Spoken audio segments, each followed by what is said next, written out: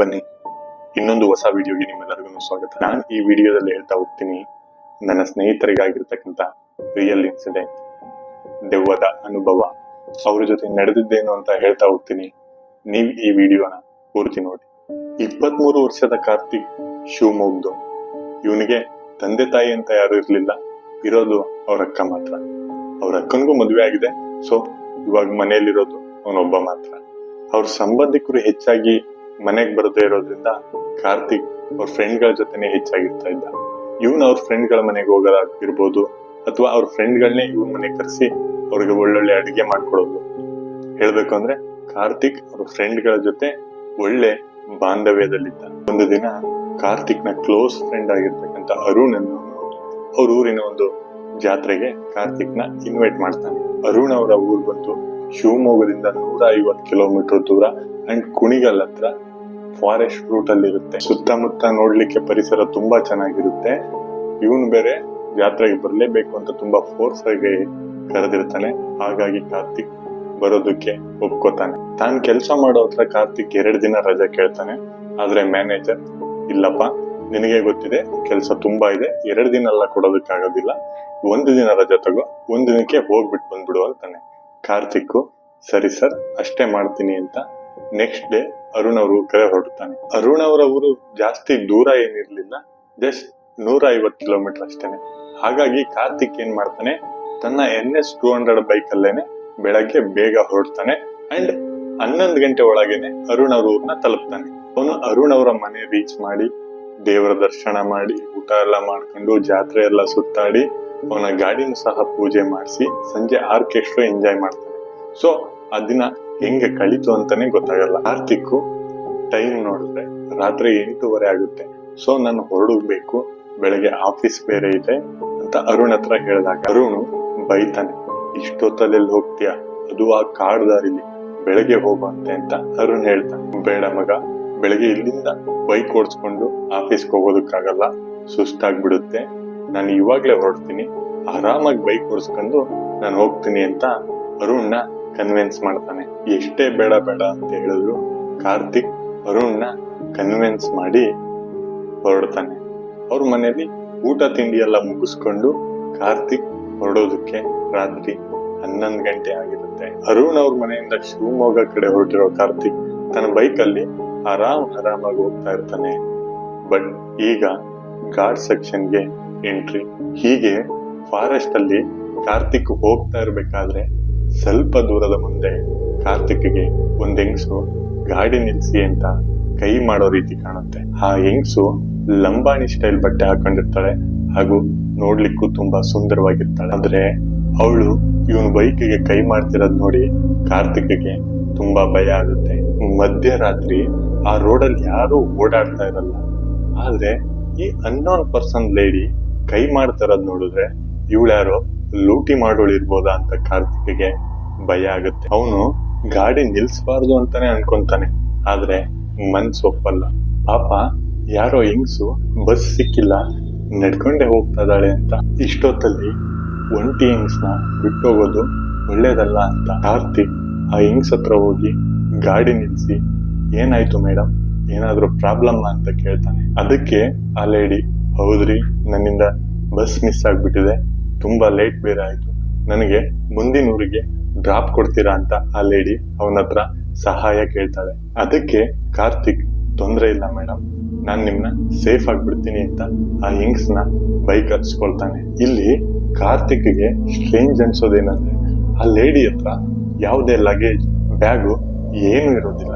ಅದಲ್ಲದೆ ಅವಳು ನೋಡ್ಲಿಕ್ಕೆ ತುಂಬಾ ಸುಂದರವಾಗಿದ್ದಾಳೆ, ಆದ್ರೆ ಅವಳಿಂದ ತುಂಬಾ ಕೆಟ್ಟ ಸ್ಮೆಲ್ ಬರ್ತಾ ಇರುತ್ತೆ. ಅಂಡ್ ಇನ್ನೂ ದೊಡ್ಡ ಸ್ಟ್ರೇಂಜ್ ಏನಪ್ಪಾ ಅಂದ್ರೆ ಅವಳು ಅವನು ಬೈಕ್ ಹತ್ತಿ ಕೂತಾಗ ಅವಳು ವೆಯ್ಟ್ ಏನು ಫೀಲ್ ಆಗಲ್ಲ ಕಾರ್ತಿಕ್ಗೆ. ಸೊ ಇದೆಲ್ಲ ತುಂಬಾ ವಿಚಿತ್ರ ಅನ್ಸಿ ಕಾರ್ತಿಕ್ಗೆ ಆ ಲೇಡಿ ಮೇಲೆ ಡೌಟ್ ಬರುತ್ತೆ. ಆದ್ರೂ ಏನು ರಿಯಾಕ್ಟ್ ಮಾಡದೆ ತನ್ನ ಪಾಡಿಗೆ ತಾನು ಬೈಕ್ ಓಡಿಸ್ತಾ ಇರ್ತಾನೆ. ಸ್ವಲ್ಪ ದೂರ ಹೋಗಾದ್ಮೇಲೆ ಸೊ ಇನ್ನು ಯಾವ್ದು ಊರ್ ಬಂದಿರಲ್ಲ, ಆದ್ರೆ ಅದೇ ಕಾಡಲ್ಲೇ ಒಂದು ಪಾಳ್ ಬಿದ್ದಿರೋ ಬಸ್ ಸ್ಟ್ಯಾಂಡ್ ಸಿಗುತ್ತೆ.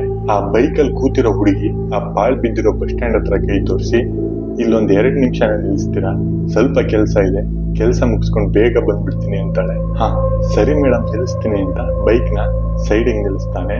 ಅವನ್ ಕಣ್ ಮುಂದೆನೆ ಆ ಲೇಡಿ ಆ ಪಾಳ್ ಬಿದ್ದಿರೋ ಬಸ್ ಸ್ಟ್ಯಾಂಡ್ಗೆ ಹೋಗ್ತಾಳೆ. ಸೊ ಸುಮಾರು ಹೊತ್ತಾದ್ರೂ ಆ ಲೇಡಿ ಆ ಬಸ್ ಸ್ಟ್ಯಾಂಡ್ ಇಂದ ಹೊರಗೆ ಬರ್ತಾರಲ್ಲ, ಕಾರ್ತಿಕ್ಗೆ ತುಂಬಾನೇ ಲೇಟ್ ಆಗಿರುತ್ತೆ. ಸೊ ಕಾರ್ತಿಕ್ ಜೋರಾಗಿ ಆ ಲೇಡಿನ ಕೂಗ್ತಾನೆ. ಸುಮಾರು ಸಲ ಇವನು ಕರಿತಾನೆ ಇರ್ತಾನೆ, ಆದ್ರೆ ಆ ಬಸ್ ಸ್ಟ್ಯಾಂಡ್ ಇಂದ ಆ ಲೇಡಿಯಿಂದ ಏನು ರೆಸ್ಪಾನ್ಸ್ ಬರಲ್ಲ.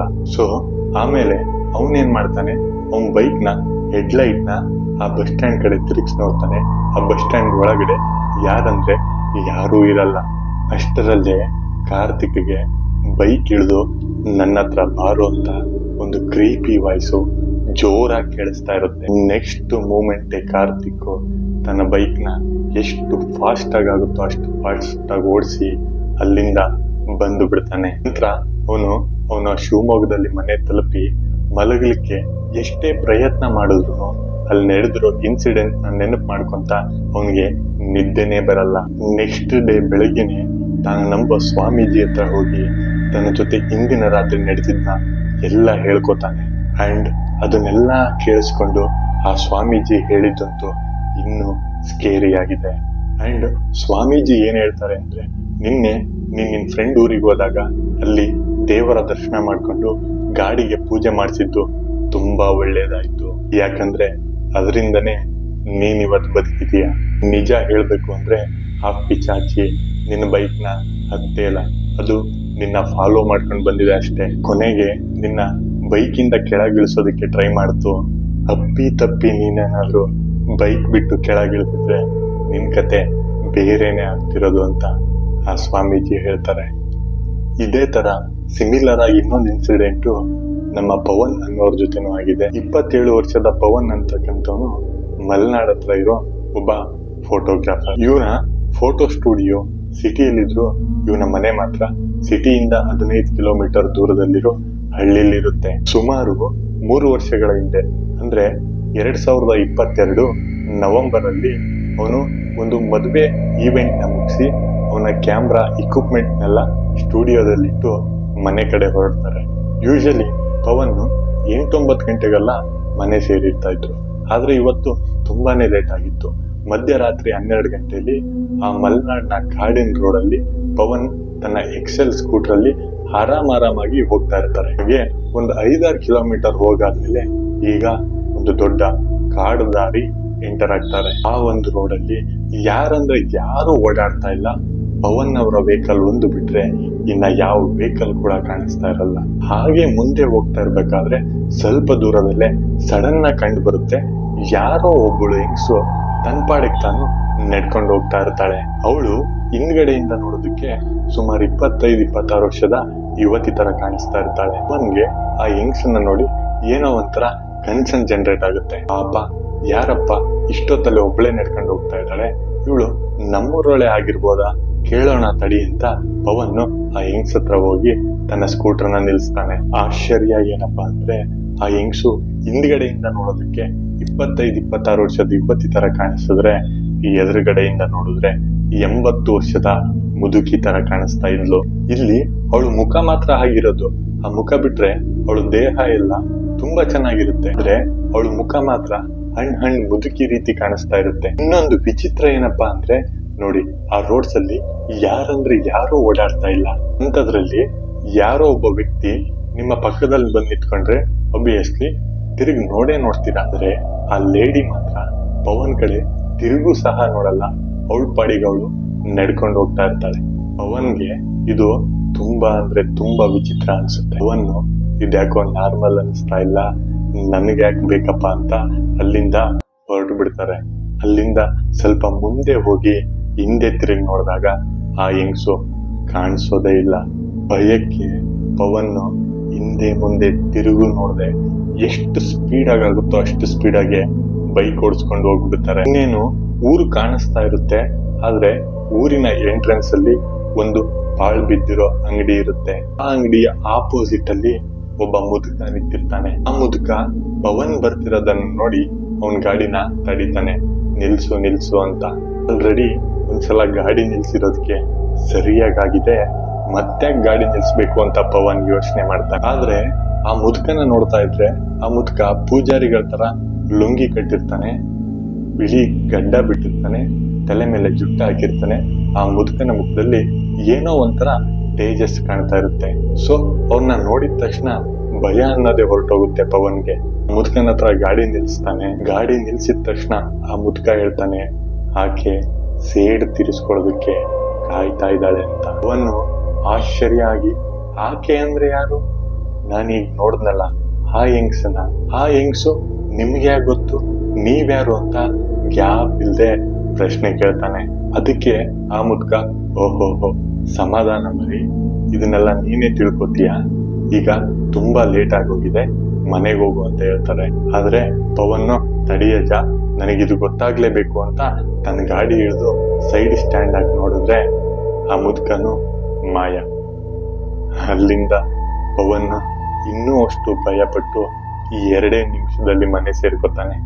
ಅವತ್ತಿನ ರಾತ್ರಿ ನನ್ ಜೊತೆ ನಡೆದಿದ್ದೇನು, ಅವರೆಲ್ಲ ಯಾರು, ಇದೇ ಯೋಚನೆಯಲ್ಲಿರ್ತಾನ ಅವನು. ಇಷ್ಟೊಂದು ಯೋಚನೆ ಮಾಡ್ತಾ ಇರೋದಕ್ಕೇನೆ ಪವನ್ಗೆ ಈ ಕನಸು ಬಂತು ಏನೋ ಗೊತ್ತಿಲ್ಲ. ಒಂದು ದಿನ ಅವನ್ ಸ್ಟುಡಿಯೋದಲ್ಲಿ ಪವನ್ ಮಧ್ಯಾಹ್ನ ಮಲಗಿದ್ದಾಗ ಅವನ್ಗೊಂದ್ ಕನಸು ಬರುತ್ತೆ. ಅದೇ ಕನಸಲ್ಲಿ ಈಗ ಆ ಮುದುಕ ಬರ್ತಾನೆ. ಆ ಮುದುಕ ಈಗ ಹಿಂದಿನ ಕತೆ ಹೇಳ್ತಾ ಇರೋದು. ಸುಮಾರು 100 ವರ್ಷಗಳ ಹಿಂದೆ ನೀನ್ ಆ ಹೆಂಗ್ಸ್ನ ಏನ್ ನೋಡ್ದು, ಆ ಹೆಂಗ್ಸು ಅತ್ಯಾಚಾರಕ್ಕೆ ಒಳಗಾಗಿರ್ತಕ್ಕಂಥ ಮಹಿಳೆ. ಒಮ್ಮೆ ಆ ಹೆಂಗ್ಸು ಕಟ್ಟಿಗೆ ತರಬೇಕು ಅಂತ ಕಾಡಿಗೆ ಹೋದಾಗ ಅವಳ ಸೌಂದರ್ಯಕ್ಕೆ ಮೋಹಿತ ಆಗಿ ಒಬ್ಬ ಗಂಡಸು ಅವಳನ್ನ ಅತ್ಯಾಚಾರ ಮಾಡ್ತಾನೆ. ನಂತರ ಅವಳನ್ನ ಭೀಕರವಾಗಿ ಸಾಯಿಸ್ತಾನೆ ಕೂಡ. ಅಂಡ್ ಅವಳನ್ನ ಸಾಯಿಸಿದ ನಂತರ ಅವನು ಆ ಊರ್ ಬಿಟ್ಟು ಓಡೋಗಿರ್ತಾನೆ. ಅವನ್ನ ಹುಡುಕ್ತಾ ಇನ್ನೂ ಕೂಡ ಆ ಮಹಿಳೆಯ ಆತ್ಮ ಹುಡುಕ್ತಾ ಇದೆ ಅಂತ ಆ ಮುದುಕ ಕನ್ಸಲ್ಲಿ ಹೇಳ್ತಾನೆ. ಸರಿ ಅಜ್ಜ, ನೀವ್ಯಾರು, ನಿಮ್ಮ ಹೆಸರೇನು ಅಂತ ಪವನ್ ಕನ್ಸಲ್ಲೇ ಆ ಮುದುಕನಿಗೆ ಪ್ರಶ್ನೆ ಕೇಳಿದಾಗ ಆ ಮುದುಕ ನನ್ನ ನೆಕ್ಸ್ಟ್ ವೆಂಕಟಚಲ ಅಂತ ಹೇಳ್ಬಿಟ್ಟು ಮಾಯ ಆಗ್ಬಿಡ್ತಾರೆ. ನೆಕ್ಸ್ಟ್ ಪವನ್ ನಿಜ ಜೀವನದಲ್ಲಿ ಇಂಥ ಇನ್ಸಿಡೆಂಟ್ ನಮ್ಮೂರಲ್ಲಿ ಏನಾದ್ರು ಆಗಿದೆಯಾ ಅಂತ ಹಿರಿಯರನ್ನ ವಿಚಾರಿಸಿದಾಗ ಆಗ ಗೊತ್ತಾಗುತ್ತೆ, ಸುಮಾರು ವರ್ಷಗಳ ಹಿಂದೆ ಇಂಥದೇ ಒಂದು ಇನ್ಸಿಡೆಂಟ್ ಅವ್ರ ಊರಲ್ಲೇ ನಡೆದಿರುತ್ತೆ. ಆ ಮಹಿಳೆ ಏನು ಅತ್ಯಾಚಾರಕ್ಕೆ ಒಳಗಾಗಿರ್ತಾಳೋ ಅವಳ ತಂದೆಯ ಹೆಸರು ಬಂದು ವೆಂಕಟಾಚಲ. ನೋ ನಂಬಲಿಕ್ಕೆ ಇದು ತುಂಬಾನೇ ಕಷ್ಟ ಆಗುತ್ತೆ. ಆದ್ರೆ ನನ್ನ ಸ್ನೇಹಿತರು ನನ್ ಜೊತೆ ಹಂಚ್ಕೊಂಡಿರ್ತಕ್ಕಂಥ ರಿಯಲ್ ಇನ್ಸಿಡೆಂಟ್ ನ ನಿಮ್ ಮುಂದೆ ತಂದಿಡೋ ಪ್ರಯತ್ನ ಮಾಡಿದ್ವಿ. ಇದನ್ನ ನಂಬೋದು ಬಿಡೋದು ನಿಮಗ್ ಬಿಟ್ಟಿದ್ದು. ಆದ್ರೆ ಈ ಸ್ಟೋರಿ ಸಖತ್ ಥ್ರಿಲ್ಲಿಂಗ್ ಅನ್ಸ್ತು, ಹಾಗಾಗಿ ವಿಡಿಯೋ ಮಾಡಿದೆ. ಈ ಸ್ಟೋರಿ ಇಷ್ಟ ಆಗಿದ್ರೆ ದಯವಿಟ್ಟು ಲೈಕ್ ಕೊಡಿ, ಹಾಗೆ ನಿಮ್ ಫ್ರೆಂಡು ಫ್ಯಾಮಿಲಿಗೆ ಶೇರ್ ಮಾಡಿ. ಇನ್ನೂ ಯಾರು ನನ್ನ ಚಾನೆಲ್ನ ಸಬ್ಸ್ಕ್ರೈಬ್ ಮಾಡಿಲ್ಲ, ದಯವಿಟ್ಟು ಸಬ್ಸ್ಕ್ರೈಬ್ ಮಾಡ್ಕೊಳ್ಳಿ. ನಿಮ್ ಲೈಫಲ್ಲೂ ಯಾವ್ದಾದ್ರು ಈ ತರ ರಿಯಲ್ ಇನ್ಸಿಡೆಂಟ್ ನಡೆದಿದ್ರೆ ನನಗೆ ಮೆಸೇಜ್ ಮಾಡಿ, ಅದನ್ನ ಸ್ಟೋರಿ ರೂಪದಲ್ಲಿ ಹೇಳೋ ಪ್ರಯತ್ನ ಮಾಡ್ತೀನಿ. ಧನ್ಯವಾದ.